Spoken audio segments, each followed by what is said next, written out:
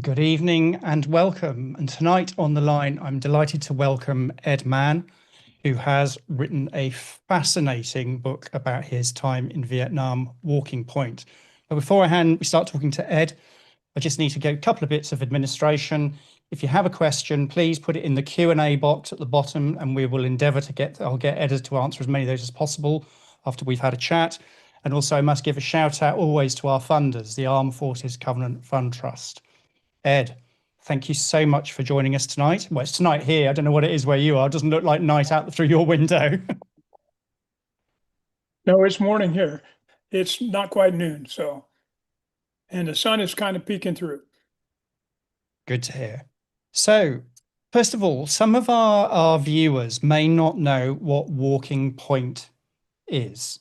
So would you just like to sort of describe the job, I guess? Well, the point man is the guy that moves first. And when you're in the jungle, he's finding a path because you can't just go straight line in the jungle. There's vines and thickets and trees, and you just kind of have to wind your way through. So when you're moving through the jungle, which they asked us to do, I was with a company, an infantry company, and our job was to move through the jungle. That was the mission they gave us, was to move through the jungle and search and destroy missions. We were supposed to hunt down the NVA and kill them in a war of attrition where they measured success by how many we killed versus how many of us they killed. So the point man was the guy that went first. And then typically the way that we did it is a squad would go out. So a squad would be maybe 8, 9, 10 guys. And you would lead ahead of the company and you would go maybe 300, 400 meters through the jungle. And the guy behind you would mark the trail, usually with toilet paper pieces, little packet of toilet paper, you drop them. And then your platoon would follow up that squad, and the company then would follow up that platoon so that you kind of hop step up the jungle. So the point man was the guy that went first, and he was supposed to not get killed and not get the guys behind him killed. And that was the point man's job. So it turns out you were quite good at this as a point man. Why? What did it take? What did you have to be able to do to be successful, and I not get killed, as you so put it? What did you have to do? The jungle, the jungle's an amazing place. It's astounding how much growth and vegetation and animal life there is in the jungle. It's not, I think I wrote in the book that it's like have another layer to the earth. You're on the earth, and then you get these canopies, and sometimes you get triple canopies. And when you look up, all you see is green. And all that greenery above you is occupied by climbing animals and birds, snakes, everything. And so when you're moving through the jungle, you can only see typically in regular jungle and not much less deep jungle, you can only see maybe 20, 30 meters, and then only partially. So you're trying to find a way through that, knowing that the enemy could be waiting, could be ambushing you at any place. And when I first did it, the first 2 times that I walked point, I realized what everybody else seemed to already understand, which is it's like Russian roulette. You might as well put a pistol to your head, spin the cylinder, and maybe one shot in there and pull the trigger, because if they're there, you're going to die. And typically, every story that you heard about point men running into the enemy was that time the point man got killed. Sometimes, if he was lucky, he just got wounded, but almost always got hit. It almost inevitably got hit. And so the first couple of times I did it, I was in that boat too. And I spent a lot of time trying to figure out how to get out of that boat. And the key for me was the jungle. And I think we have an ability that we don't use, we don't need to use. And we have 2 brains. And one brain is analytical and thoughtful and reasoning. And follows logical progressions. And that's the brain we're using right now when we talk. But there's another brain. And I think that brain goes way, way, way, way, way back. And that's the brain that kept what other animals we were alive before we had much analytical brain. And that brain just knows things. It's a very smart brain in a different way, but it doesn't talk. And I think that what I learned to do was to rely on that, just to let go and just follow instincts. And it took me years. I mean, I would come home and I would wonder, how could I know the things that I knew? How could I react the way that I reacted? And I think I did it because I was able to access that brain and let go of the other brain and just feel things. And that's what I did. And, it's like I said in the book, it's like when you lose something, maybe you drop something, you don't realize it, or you set something where you shouldn't and you don't realize it. And then later on, you think, oh, where is that? And then you remember that way back when you had this little uncertainty, this little tinge of something. And that's your other brain trying to tell you something, but you just didn't listen to it. And if you kind of let yourself go, you'll wander your way back to it. And I think that was the brain that kept me alive, because I had grown up in the mountains and I had learned to listen to nature when I was a kid, because I spent a lot of time on my own with the 22 miles from everybody at very young ages, 9, 10, 11, 12. And back then I just didn't have to think about anything. I just could go out there and just listen. And I think when I got to the jungle, I kind of thought I'd still have that. I'd have that sense of what was going on around me. And I didn't, because the jungle was too exotic. It was just, and so full of life. And I could hear, I knew the messages were there. I just couldn't hear them. I couldn't interpret them. But over time, I just listened and listened and listened and didn't try to figure it out. I just listened. And after a while, those voices started making sense to me. And I could hear alarms sometimes. I could hear quiet where noises should be. I hear noises where quiet should be. I could see the way that vegetation moved that wasn't natural because something changed it.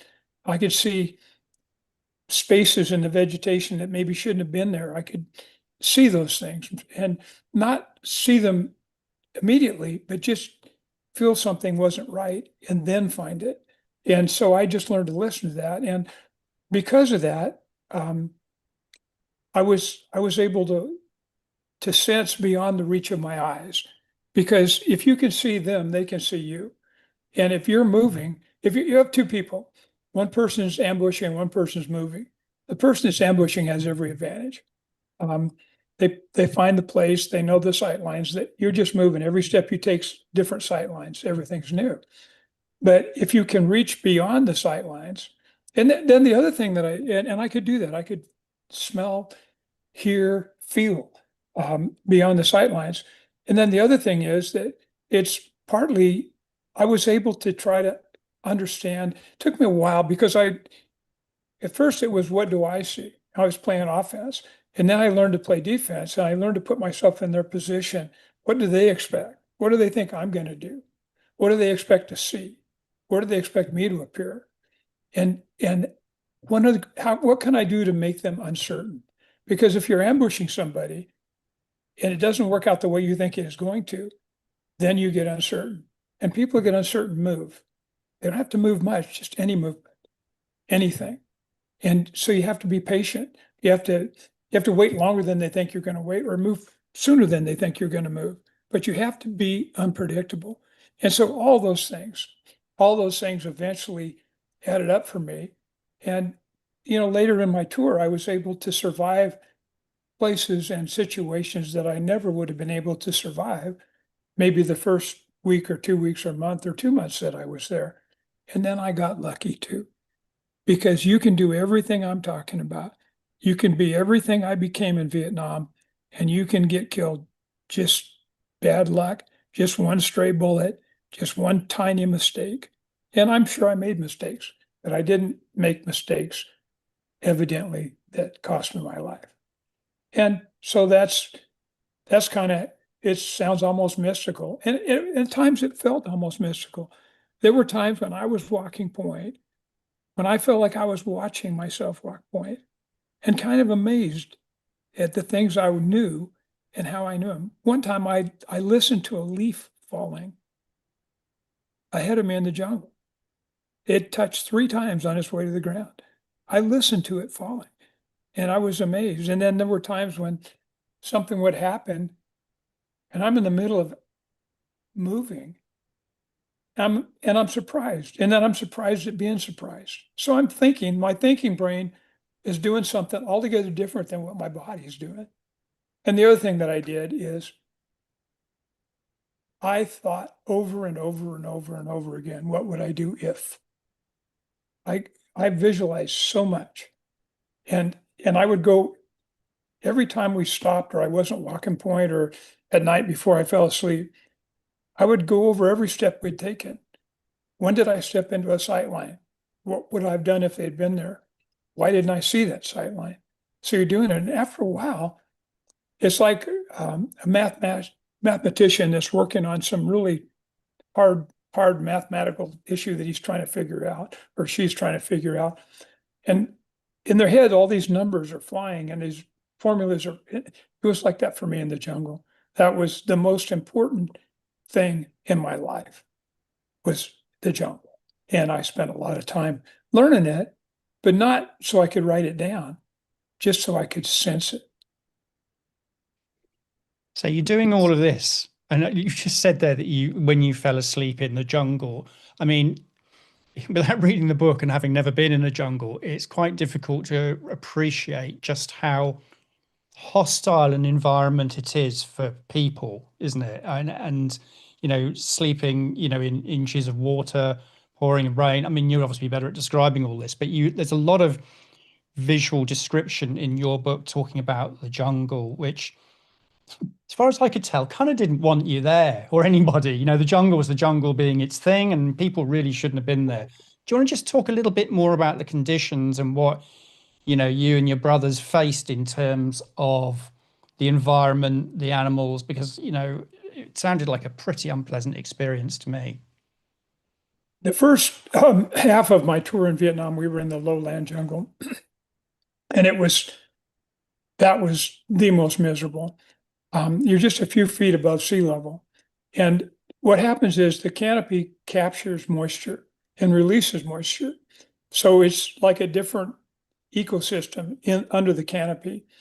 And when you're in there, like the humidity is so high and a temperature of, maybe 100 degrees is similar to a temperature of 120 degrees. And when I first started, I was packing a heavy pack. And most guys packed heavy because we only got resupplied every 3 days. So you've got to carry all your weaponry, you've got to carry all your food, you've got to carry your water, you've got to carry all that stuff. And most guys had like 80-pound packs. So you're working your way through jungle with heavy packs on your back in humid conditions. And bugs are everywhere. You've got snakes, you've got mosquitoes, you got flies, you got leeches. You're constantly getting bitten. Sometimes the bugs are so thick, they're swarming around you. And then guys go hungry. You don't have enough to eat. They were giving us sea rations, little cans. Some of those sea rations were from World War II, leftovers. And so, you're packing those. Those are pretty heavy. And then most guys pack maybe 10 quarts of water. And then they packed a poncho, heavy rubber poncho, air mattresses, tons of ammunition, claymore, grenades. I mean, they're just weighted down. And some guys packed machine guns. They were heavy, and radios. So yeah, it was miserable. Guys had ringworm, prickly heat rash, jungle rot. Skin would start rotting away. And that's just the way that it was. You would get new clothes every couple of weeks or so. And for me, it was a little harder because I learned pretty quickly. I got so tired when I first walked point those first 2 times. I didn't care if I lived or died. And I thought, hey, I'm not going to do that. So I couldn't change the conditions. I couldn't change the humidity, the bugs. I couldn't change any of that. But I could change the weight I was carrying. So I got rid of the air mattress. I got rid of the poncho that kept me dry. I went down to 4 quarts of water. I packed light on food. I just went hungry and thirsty. I found that going hungry and thirsty, I could still be sharp, but being tired, you couldn't, you know. I think one of the old coaches around here one time says that fatigue makes cowards of us all. I think that's true, but I just couldn't do the fatigue. So I did that. I didn't think, when I first got there, I almost died twice the first day that I was there. So I know how long I was going to last. I was going to do whatever I could to survive. And so that's what I did. I just suffered, but everybody around me suffered too. Um, every, I don't believe in heroes. I just don't. I think people do what they can do. And if you do most of what you can do, then that's a hero to me. Guys that do more than that, they're just capable of more. That's all. Um, but everybody that set one foot in that jungle with me was courageous. Just taking one step after another in that place, in those horribly miserable, fearsome conditions.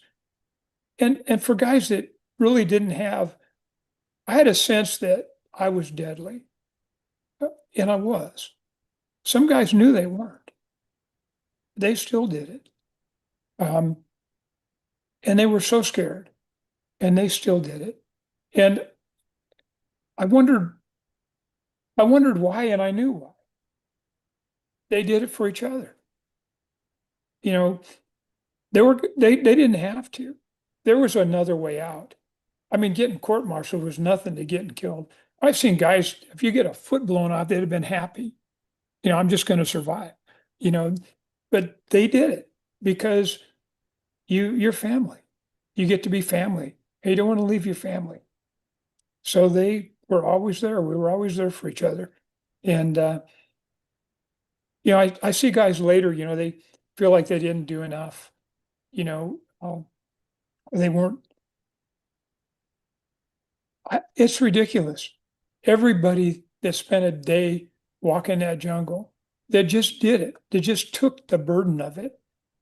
I think it's like there's decorations that officers get decorations, enlisted guys usually don't, but officers do. I don't care about those. I got some, I don't care about those. But the one that counts if you're military is the combat infantryman's badge, because that's the one they don't give away. I can't say never, because I know some high-level officers got it from flying over battles. But the combat infantryman's badge in the U.S. is given to people that took fire in combat. The infantry guys took fire in combat. They don't give that away. Everybody with me got one of those. Everybody. And that's the one. That's the one I care about. So Ed, as if, the hostile environment's not enough, you've also got the other side in the jungle looking for you and trying to do, what it is they need to do. What's your views on the NVA, the North Vietnamese Army, and the Viet Cong, your adversaries in Vietnam? We were lucky. My company was lucky. I was with the first Cav in the jungle. We were much more fortunate than guys that were around villages and civilians, because when they got fired on, they typically get fired on sometimes from the villages, and then they would either shoot artillery or bullets into the village, and then they'd have to deal with women and children that got killed and come home with those memories. We didn't have that. We were up against regular NVA military forces, and those guys were good. I mean, they were tough, determined, competent. I respected those guys and I admired them, and I never underestimated them. And it's when you fear somebody, and we of course feared the NVA, then maybe you can hate them and get angry with them. I never hated them. I was never angry with them. I just respected them. But I tried not to empathize with them, because it's better to think of them as just the enemy. not as real people. Because in that split second, where it's them or you can't have a stop. You just have to be ready and willing um, to kill them. And people talk, dying's hard, killing's hard too. We're all, I think, unless we're sociopaths, we're conditioned not to take another human life. But in a situation where it's you or them, it was a pretty easy choice. I've a lot of people, that don't believe in war. I think if you picked them up and dropped them in the jungle with us, they'd be packing a rifle. And for a short period of time, they'd be willing to use it. Not everybody. We had one medic who was, wouldn't have shot anybody. Tough, courageous. He just was not willing to take another human life. And I always admired that. But yeah, and the other thing about the NVA, we were in a war over there where our strategy, made from somewhere up high by some micromanagers who thought they knew more than, and never asked us, by the way, was that we would kill so many of them that they would just quit fighting. I could have disabused them of that notion immediately if they had seen what I had seen. I saw NVA in the jungle shooting 51 caliber machine guns at Cobra helicopters and Puff the Magic Dragon, which was a fixed wing aircraft. And every time they shot up at those fearsome machines, I mean, crazy, deadly machines, just hellfire would rain down on them. And they didn't stop. They'd wait, put another crew in, shoot up again. And when the first LZ that I went to, that I got put on with my company when I first went out, had been attacked by waves of NVA. And so many of them died that they had to bulldoze them, hundreds of them. They bulldozed them into a common grave. And later on, we went on a patrol. I wasn't there when this happened, but later on, I went on patrol a few months later, and I saw a bunch of holes. They had dug their own graves on the way in. How are you going to win a war on somebody else's land when they have a cause they're fighting for that they're willing to dig their own graves and die for? And you can keep fighting it, but you're never going to win it. So, Ed, you sort of alluded to as well there, because you were involved, I think if I got this right, in search and destroy missions where your company would be helicoptered into an LZ, a landing zone, and then you'd be sent out on, I think you said azimuths and coordinates or something in your book, but you were told where to go, what direction. I get the sense in the book you weren't too impressed with the tactics that were coming down from on high and the effectiveness of that.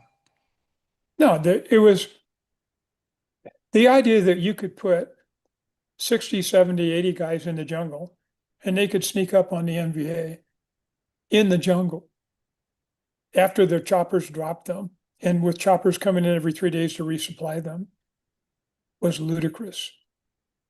It was just stupid. But that's what they asked us to do. And the NVA, you knew the NVA were going to pick the place and the time when they were going to hit you. I mean, it was their choice, not yours. And so sometimes what they would do is they would just lay back for a while. And then sometimes they'd get more aggressive. But it was always their choice. And so, that's what you had to live with. And what I did, the other thing that's important to understand is that the people that control the information about the war are not the guys that are fighting the war. Nobody asks us. We don't have access to newspapers. We don't do official reports. It's up the line. And typically it's not even your lieutenant, your platoon leader. And I had a really good platoon leader at one point, George Colclaw, fantastic, and a really good captain, a guy named Peter Valls. And then I had some bad ones too. But they don't report it. It goes up the ladder. And so everybody up the ladder has an interest in being successful because they get promotions. They get promotions and then or they get political capital out of it. So all the way up the ladder. So what happens is when your metric is kill counts, the people that understand the kill counts are on the ground, but it gets reported all the way up. And if let's say you're a captain. My first captain was a guy named Jones. He was a coward. He was a coward because he put us more at risk every chance he could in order to protect himself. And he lied. He lied about kill counts. So he was very successful in their eyes. If you look at his war record, it's fantastic. I think he became a general's aide or something. And yet it's all lies. And I think it was that way all across the board, that every company that didn't report success, you lose 7, 8 guys, 6 guys, 5 guys, you got to report you killed a bunch of guys. Because if you just keep getting your guys killed and not killing anybody else, guess what? You're incompetent. So they all lied. So the incentive was to lie. And the incentive further up the ladder was to accept the lies because that made them look good. So all the way up to battalion, regiment, division, army, politicians, they're all getting happy news. And so, but I didn't understand why they would think that we would be killing more of them than they would be killing of us. Now, that doesn't hold true when you hit them from the air because, we dropped B-52 bomb strikes. We call them arc lights because it looked like a welding arc when those bombs were hitting, those huge bombs, they just sparking all across. And if they could locate them, like in bunkers or something, they could bomb them and kill them. But, for just what we were doing, and I actually saw, not about a month ago, I came across, I didn't do a lot of research, I'm not that guy, but I came across a general talking about our year, first Cav year, the year that I was there. And basically what he said is, well, our strategy is that we'll walk these companies through the jungle and they'll hit the enemy and the first 2 or 3 guys will get killed, but we'll know where they are. And then we can hit them from the air. Well, I was one of those first 2 or 3 guys. I wasn't too happy with that. But that's typical too, because the cost benefit, I've said this before, the cost benefit analysis changes dramatically when you get away from the guys that are killing and dying up the ladder. And the further you get away from that, the more it changes. And finally, you get to guys they've just made a friend of the fact that they're sending guys that are going to get killed. But for them, it's all how successful are we? For us, it's, how long am I going to live? And, I've said this and it's absolutely true. I knew when I was in Vietnam that if you took those people making those decisions, those major decisions, people had the power to control the course of the war or the end of the war. If you took those people and put them with me in various times when I was walking point, that effing war would end tomorrow. And if their kids and their kids' friends were coming home in body bags, most of them would end that war tomorrow. But their kids weren't coming home. Families like mine, kids were coming home. Yeah, I think that's always been the case, hasn't it? Unfortunately. Not World War II. I don't think it was that way in World War No, II. yeah, that's true. Yeah. But every war since, I've often wondered, how do you get populations to support those wars? And after the wars are over, why do they do it? And then I think, well, if you lost a son or a daughter in Vietnam, you want to think it meant something. So when people tell you that it meant something, you want to believe it. But it didn't. I can't say it didn't. I kept trying to find meaning in the deaths.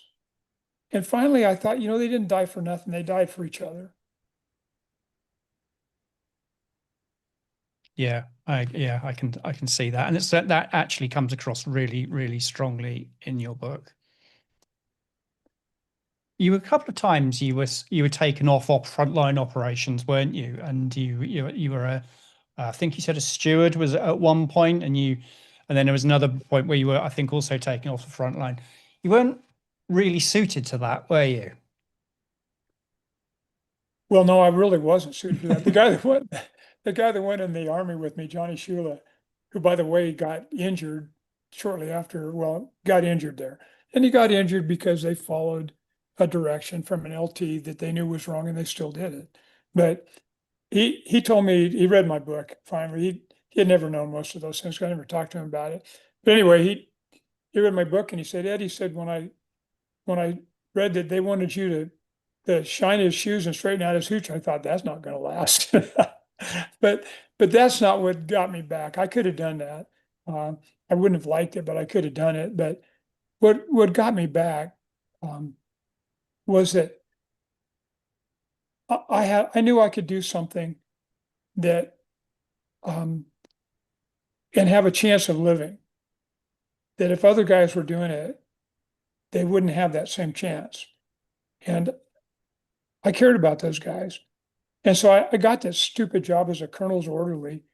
I didn't even ask for it. Some captain was just walking by and said, "Hey, you want to be the colonel's orderly?" I didn't know anything about it.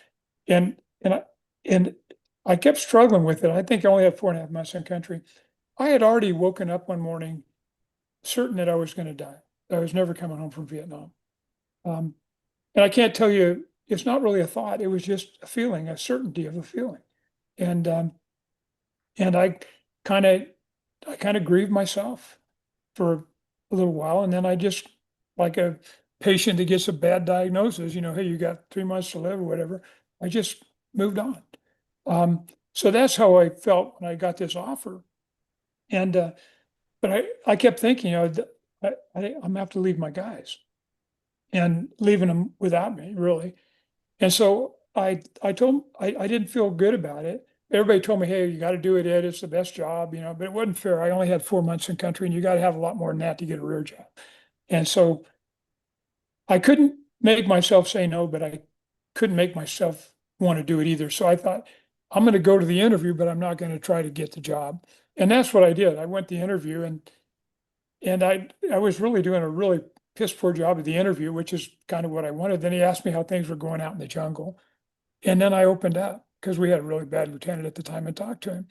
And I guess he must have thought that was a good thing because I got that job. And then when my guys left on the choppers a day or two later, I knew it was wrong. And I felt miserable. Yeah, I felt like I'd saved myself at their expense. So I was supposed to bring him 3 meals a day and straighten out his hooch and buff his shoes, and that was it. That would have been my whole job. So in the morning, they trained me for 3 days with another guy, and then it was my job. So in the morning, I brought him a breakfast tray. I went over, looked in his hooch, and I thought, he can do it himself. And I didn't. And then lunchtime came, and I thought, he can go get his own meal. So I didn't. So I never did another thing for him. And then I thought, well, they'll send me back out to the jungle, which is what I wanted. I didn't want to volunteer for it because I didn't want to get killed and then have somebody from my unit tell my folks later on, Ed volunteered to come back out, because I just didn't want to have to deal with that. So anyway, after a few days, we're moving to another LZ, and there was a mountain yard village not far away. The only time we were ever around a village. And this sergeant major, battalion sergeant major, told me, Ed, we're going to make you the colonel's driver. So now I'm no longer his orderly, I'm his driver. So I took the Jeep, went to the special forces camp. There was a special forces camp by the village, drank beer with those guys, came back, nobody said anything. So I went back and did it again, and they finally sent me back out. But I think when I got on that chopper to go back out, I felt human again. I felt like that's what I needed to do. I felt right. And back, I had become a person that did what felt right. And so I still didn't think I was going to make it home. But I didn't feel like I was letting anybody down either. And those guys were my family now. but you did make it home, obviously. What was the experience like coming back to the US? You know, it's a funny thing. I read a book called King Rat about a guy that was in a prison camp and in World War II, in a Japanese prison camp. And it was a miserable life, but he could negotiate it better than anybody. And he was like, they called him King Rat. He was the guy that could do things for other people, make things happen. And then when the war ended, his standard of living would go much higher because now, he's not living in a prison camp. But guess what? He's not the person he was. He's not King Rat anymore. He's just a rat. And in a sense, I kind of identified with that because in Vietnam, I was really, really good at something that really counted. And now I'm going back to a place where I don't know anything. I wasn't successful there when I left. I I had no plan for the future. I I was giving up all of that. And life in Vietnam was simple. The jungle was the most honest place I've ever been in because nobody pretended in the jungle. You couldn't. You were too tired, too hungry, too miserable, too scared. And everybody knew who you were because their life depended on knowing who you were. So guys in the jungle, I mean, they were just honest. Then they come back in the rear and all of a sudden their view of themselves would change. But in the jungle, it was a real view. And so that was a simple life. And to be honest with you, Steve, it was a life that I was suited for. I could I could excel in that place at that time. And I'm leaving all that and going home to I don't know what. I don't even know who I am anymore. Um, you know, I did all these things with an awareness of what it was doing to me and who I was becoming. And I had to fight that because war pulls you in. Um, it's like this competition where the stakes are huge and everybody's a player and you're playing that game too. So it's in a lot of ways, it's a game. It's an ugly, vicious game that nobody should ever have to do. But it's also the most adrenaline pumping game you can play. So I'm leaving all that, coming home to an uncertain me. I don't know. Um, and the other thing is, you're looking down. When I left, I'm looking down. Those guys aren't going home yet. So but I didn't feel like I did when I got the colonel's orderly job because I had paid my dues. I had earned a ticket. And we called those freedom birds that you flew home on. We were in the jungle. Sometimes we could see up and you see this glint way up in the sky. And everybody would stop and say, "Hey, look, it's a freedom bird." And when you walk through that portal, it was like a life affirming portal. And, you go back into that and come home. So the Vietnam War ended 50 years ago. Um, why is it now? I mean, I know it's the 50th anniversary, but I'm sure it's not your sole motivation. Why is it now you've chosen to or been able to write the book? I didn't write the book now. I wrote the book over the last 50 years. I always knew that I had to write this book, that I owed it. Because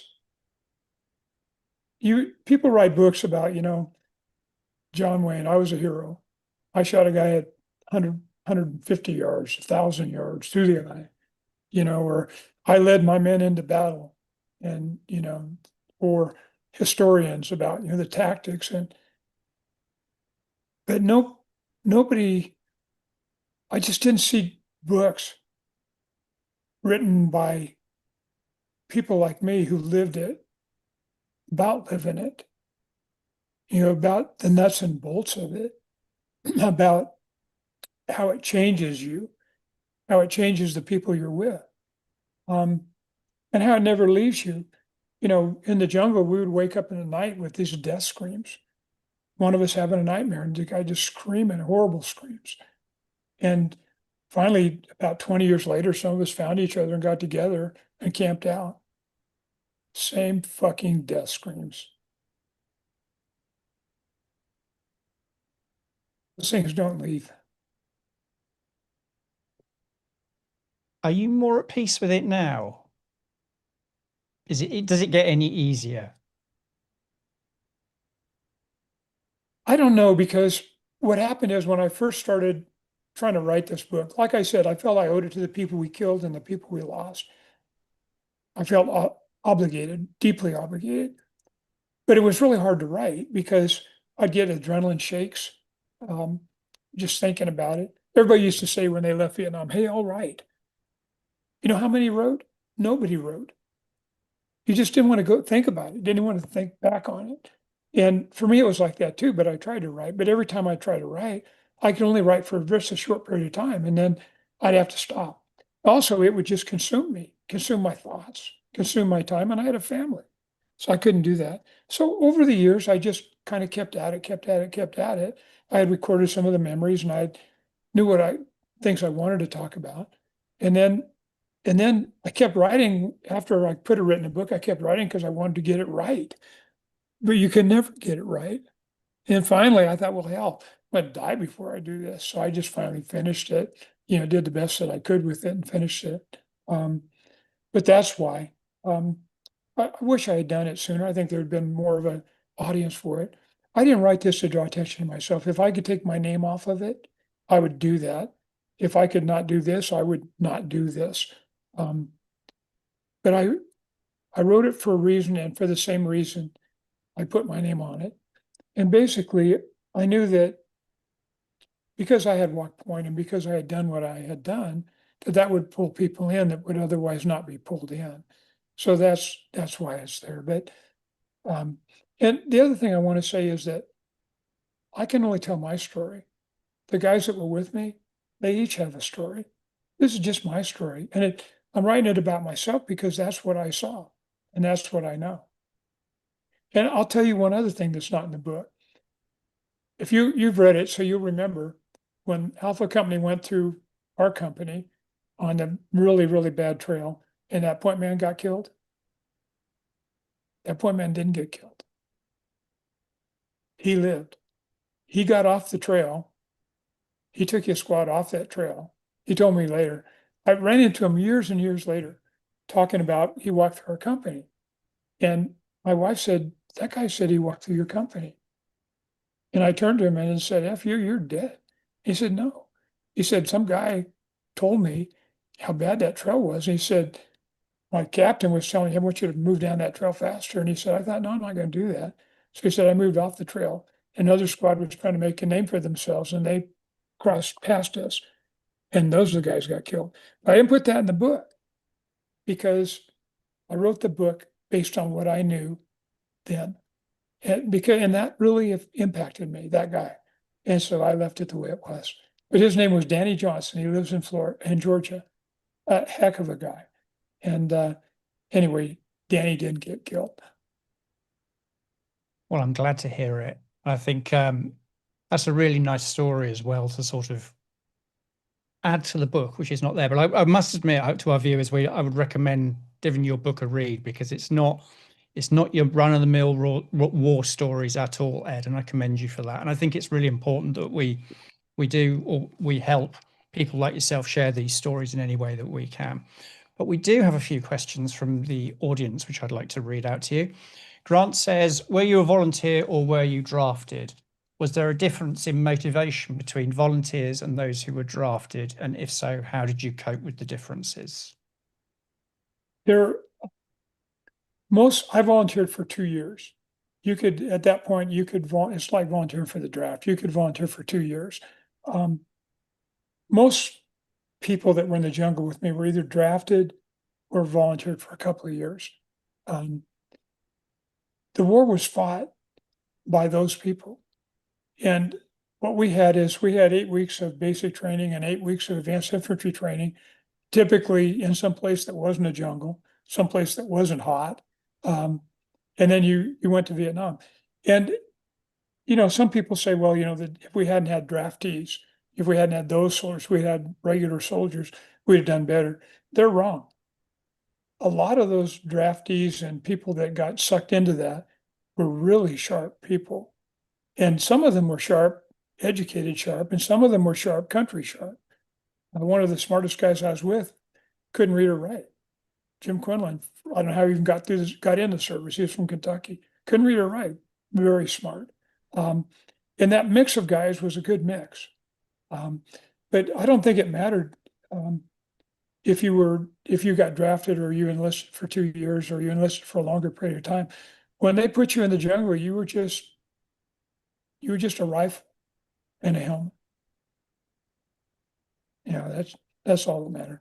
And the other thing I will say is that when I was there, it was 1969, 70. I think the lifer military, the regular military, those guys knew how dangerous that jungle was. And some of them had spent time there and they weren't going back. So it really was a war fought by short-term soldiers. And we actually were pretty good at it. Thank you. Grant's got another question. What I mean by the previous question, so he's adding to it, was there a completely different mindset, attitude between volunteers and those drafted? And if so, I think you've kind of answered that question. Would you say, Ed? I don't think there was a difference. What's interesting to me is that there was a lot of fear and sadness and grief that never got processed, but it went somewhere. And people buried it. I said in the book, and it means something to me to say it again. We never talked about dying. We never talked about being afraid. We buried all those things, and they're deep. They'll still well up, but they're there still. And what happened afterwards is that people that supported the war gave soldiers somebody to outlet that on. They talked about people that protested the war, people that went to Canada and didn't fight, politicians that didn't bomb North Vietnam to glass. They gave them something to be angry about or be angry at. I was angry too, but I was angry, I think, at the right people. I was angry at the ones that sent us. But anyway, and that carried over to this day. And still, people that support wars, they're very good at getting the people that suffer in those wars to blame somebody else instead of them. But I think that's wrong. Are you still in contact with the people you served with? Did you meet up? I am. Most of us, we didn't have addresses and names, even full names, like Baby Huey or Gramps or Jungle Jim or we didn't have full names, so it was hard to look them up, and most people didn't share addresses. But over time, one of the guys' wife worked for AT&T and probably had some promotion list or something with names and social security numbers, and so we were able to get in touch. Some of us were able to get in touch, and probably there's probably maybe 15 guys. I don't talk about that in the book because I ended the book when I left Vietnam, and I did it because I wanted people to wonder what would have happened to those guys. What would that experience have done to them? I wanted them to wonder. I didn't give them the, hey, this guy turned out okay or this guy didn't. I didn't do that. I wanted people to actually wonder about what that kind of experience would do to a person when they came home. Mm-hmm. But even if you've done well for yourself in the last 50 years, that's still an experience that you will never forget. I mean, I'm sure it's like it was yesterday for you. And I think no matter who you are, that's going to have a profound effect upon you. One of the guys, I said this before, but it really hit me because I had heard it about a week ago and it made good sense to me. One of the guys that was in Vietnam said, for just 1 year in my life, Vietnam sure takes up a lot of space in my head. And it's hard. one thing Vietnam taught us, I came home much older and wiser than I would have been on men. I know anything about women, but men I understood. Um, and human nature I understood. And I knew how vicious people can get. I know what fear can do to them, how it can make them hateful and angry. Um, I understood that. I understood those things. I didn't see life through rose-colored glasses on people. And it's just something you have to watch out for. If your son or daughter goes to war, they have to be careful to reach back and know who you are and not become somebody so different that you forget who you are. Hmm. Do you think that happened to some of the guys? Yes. Yes. Yes, it did. Because some guys, my dad served World War II, but he only never talked about it. And before I left for Vietnam, he told me two things. He said, Bucky, don't try to be a goddamn hero. And the other thing he told me was some guys get kill crazy. That's all he told me. And he was warning me on both ends. And I listened, you know. So it's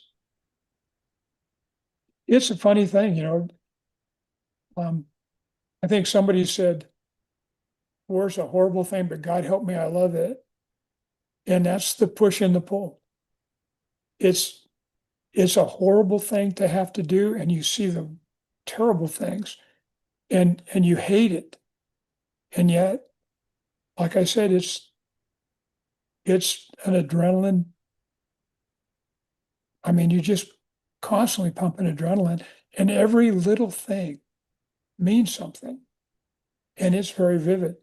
I like this analogy because I said it in my book, but it's like being in a slow motion car wreck, where everything else disappears and it's just the thing. That's the war. Everything else disappears and it's just the thing. So I don't, Steve,